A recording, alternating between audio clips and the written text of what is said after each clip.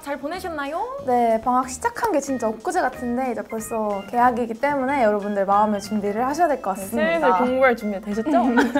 그래서 저희가 오늘은 커뮤니티에 올렸던 국어 문법 질문 글에 올라온 질문들을 참고해서 답변을 드리려고 하는데요. 저희의 답변에 조금은 더 신뢰가 갈 수 있도록 저희의 국어 성적을 말해보자면 저는 일단 20학년도 수능에서 100점을 맞았었고 사실 내신도 1등급 외에는 받아본 적이 없고 그래도 항상 최우수상을 웬만하면 했던 것 같아요. 그래서 그거는 좀 자신이 있다. 저는 내신은 그냥 무난무난하게 이제 대부분 1등급인 정도였고 20 수능 1등급 받았고 고3 때 본 모든 모의고사 다 국어 1등급이 나왔어요.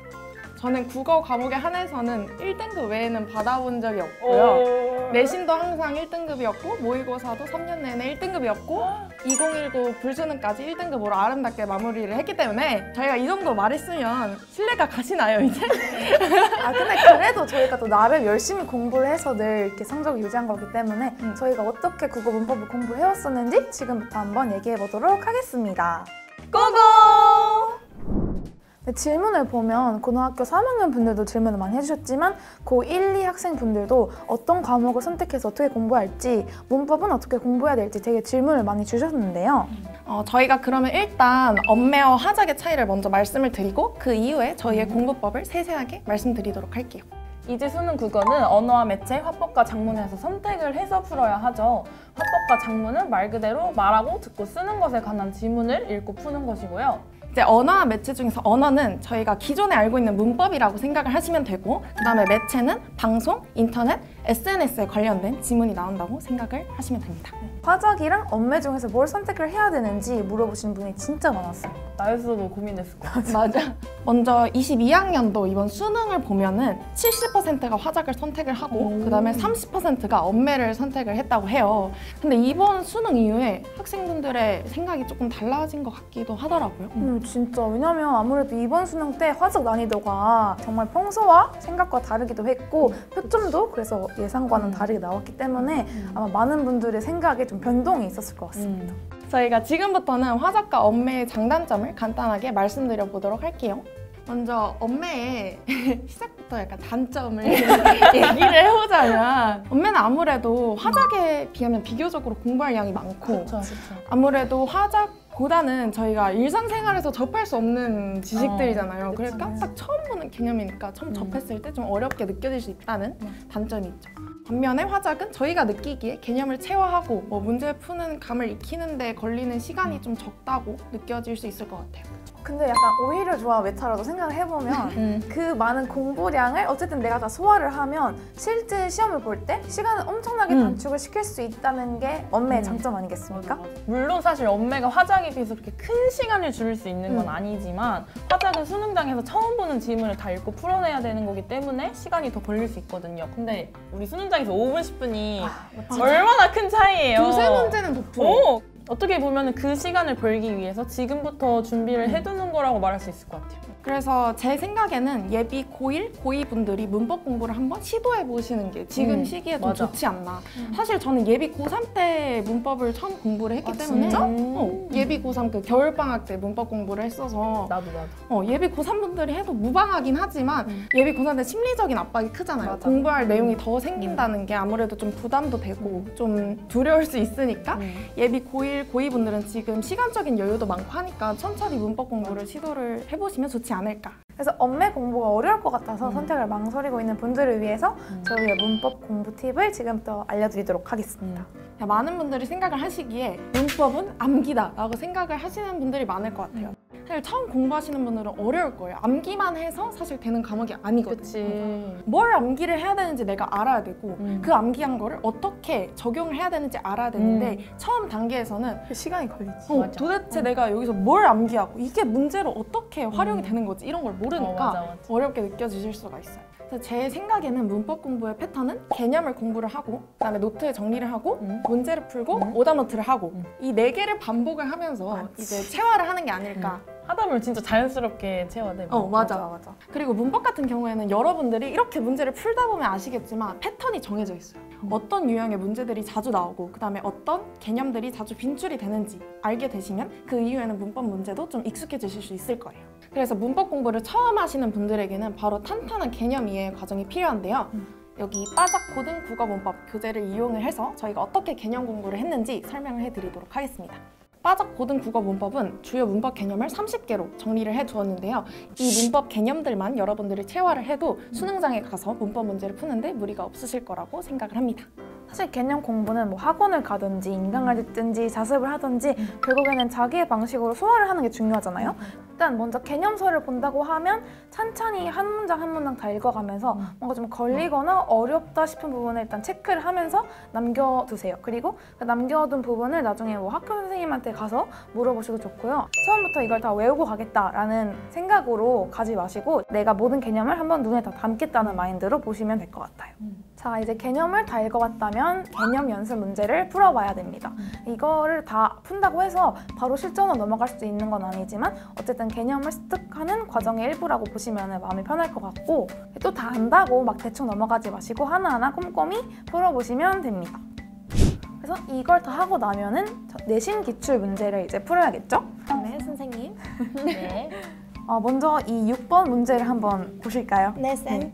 그래서 이 보기를 한번 보시면은 공부를 만약에 충분히 했다면 기본적인 내용이 담겨 있죠. 지금 보면 뭐 이중모음, 반모음, 단모음 이런 개념이 나와 있는 것 같은데 사실 의문은 진짜 정말 기본이기 때문에 반모음, 단모음, 이중모음이 각각 몇 개고 어떤 개념으로 이루어져 있는지를 아는 거는 정말 당연한 거라고 생각합니다. 또 대표적인 예로 이중모음 또 뭐가 있죠? 야, 왜? 다 있죠. 이런 네. 그래서 1번은 뭐예요? 맞는 거예요. 그쵸? 오, 여기 야가 와, 있잖아요. 야네. 어머. 그래서 이중모음이나 반모음이라는 얘기를 했을 때 아까 우리 한 것처럼 이런 개념들이 바로바로 떠올라야 한다. 또 이제 5번 보실까요? 이 된소리 끼윽. 이제 네, 끼윽이요. 요즘 누가 공부할 때 쌍끼윽이라고 합니다. 끼윽이라고 딱 해줘야 돼요. 앞에서 보면은 이제 초성의 된소리인 끄뜨뿌스쯔가 있을 때는 이거는 그냥 하나의 자음으로 간주한다. 그래서 몇 번이 답이죠? 5번! 네, 굿. 이 문제를 다 풀고 난 다음에 정리를 하는 거는 자기가 편한 대로 하시면 될 것 같아요. 제 성향에 맞게 따로 정리한 거를 토대로 외우면은 그냥 생으로 막 외우는 것보다 당연히 잘 외워지겠죠. 왜냐면 내가 직접 풀어본 또 기억이 나니까. 자, 그러면 이제 저는 기출문제를 풀고 어떻게 정리를 해야 되는지를 보여드릴 건데요. 구독자분들이 남겨주신 질문들 중에 중세국어 파트가 어렵다고 해주신 분들이 많았어요. 그래서 저는 중세국어 파트를 설명해 보도록 하겠습니다. 일단 사실 중세국어는 뭐다? 외워야 한다. 아시죠? 사실 이렇게 외워야 한다고 말하면 대부분 학생들이 많이 당황을 하세요. 왜냐면은 생긴 것도 좀 험악하게 생겼잖아요. 이거 글씨가. 읽는 것도 어렵고 그래서 이걸 진짜 어떻게 외워 하시는데 또 막상 이렇게 찬찬히 개념 훑어서 하시다 보면은 자연스럽게 외워지거든요. 그래서 오늘은 저랑 한번 이 문제를 풀어볼 건데 제가 편하게 이입해서 하기 위해서 이제 여러분을 과외생이라고 생각하고 반말로 해도 괜찮죠? 아니, 안 돼. 아, 제발요. 제가 언니인데요. 모쏠생인데요? 자, 1번 보자.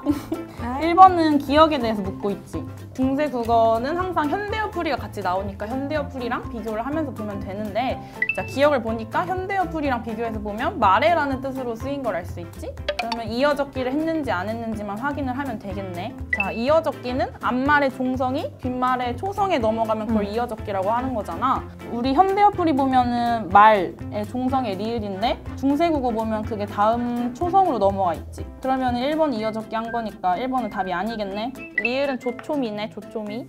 이게 현대국어를 보니까 조침이라는 뜻인가 봐. 이거는 끊어적기에 대해서 얘기를 하고 있는데 이어적기 우리 아까 했지 1번에서 이어적기 반대가 끊어적기인데 리을 보면은 지금 종성이 초성으로 다 넘어가 있지. 그러면은 확실히 어떤 사례야? 이어적기요. 그치. 그러면 4번 틀렸겠지. 네. 답은 4번. 끝. 이러면 안 되지. 네. 5번 해야 되지? 네. 네. 5번은 높은인데 모음 조화에 대해서 물어보고 있어. 우리 모음 조화 뭐였어? 양성은? 양성끼리. 음성은? 음성끼리. 그치. 근데 이거 보면은 높은 이거 다 무슨 모음? 양성.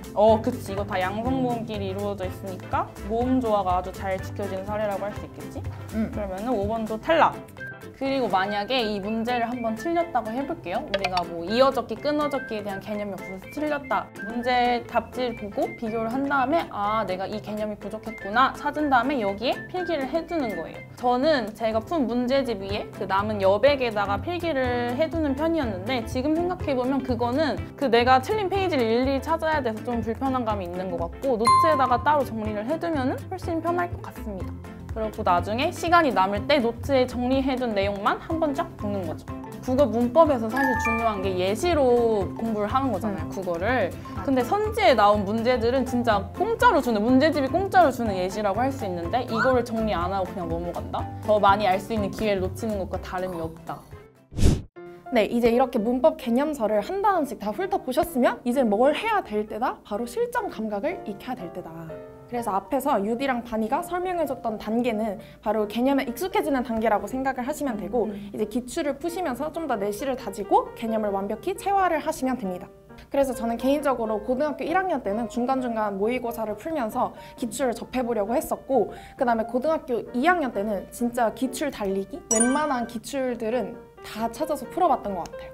사실 이렇게 기출 달리기를 하는 거는 고등학교 3학년 때도 충분히 하실 수가 있어요. 하지만 고등학교 1, 2학년 때 시간이 많을 때 미리 기출들을 최대한 많이 접해보면서 모의고사 감각을 익히는 게 중요하다는 거죠. 그다음에 고등학교 3학년 때는 진짜 찐 내실 다지기 단계라고 생각을 하시면 되는데 기출들을 모아놓은 문제집들이 있잖아요. 그런 문제집들을 풀면서 실전 감각을 놓치지 않으려고 했었던 것 같아요. 그래서 여러분들이 문법 개념 공부를 끝내셨다면 이 빠작 언어와 매체 500제를 활용을 해서 해당 개념이 나오는 파트의 문제를 직접 풀어보세요. 언매 공부에 적합한 최신 문제들이 다양한 난이도로 있거든요.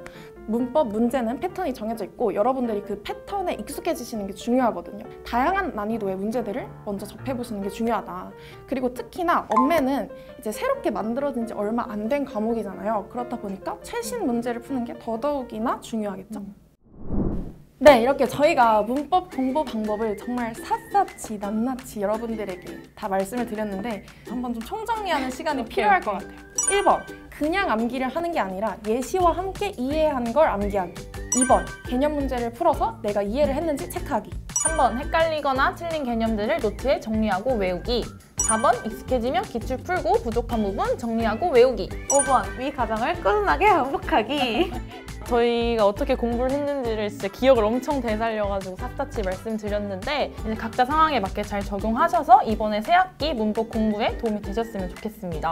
추가로 궁금한 게 생기시면 댓글에 알려주시면 저희가 최대한 답변을 해보도록 하겠습니다. 지금 당장 뭔가 늘지 않는 것처럼 보이고 제자리 걸음처럼 보여도 아까 말씀드린 방법을 이용해서 하나하나 하다 보면 늘게 되어 있습니다. 나중에 자기 노트에 막 어려운 거 적은 거 보세요. 진짜 내가 이걸 왜 몰랐지? 맞아. 막 웃기다니까요. 그래서 여러분도 한번 느껴보셨으면 좋겠습니다. 그리고 저희가 특별한 이벤트를 준비를 했는데요. 자세한 내용은 설명란을 참고해주세요. 구독하고 좋아요. 안녕. 지금 생각해보니까 엄매해도 괜찮을 것 같아. 그래? 화작파였는데. 근데 5분, 10분 아끼는 게 중요하니까.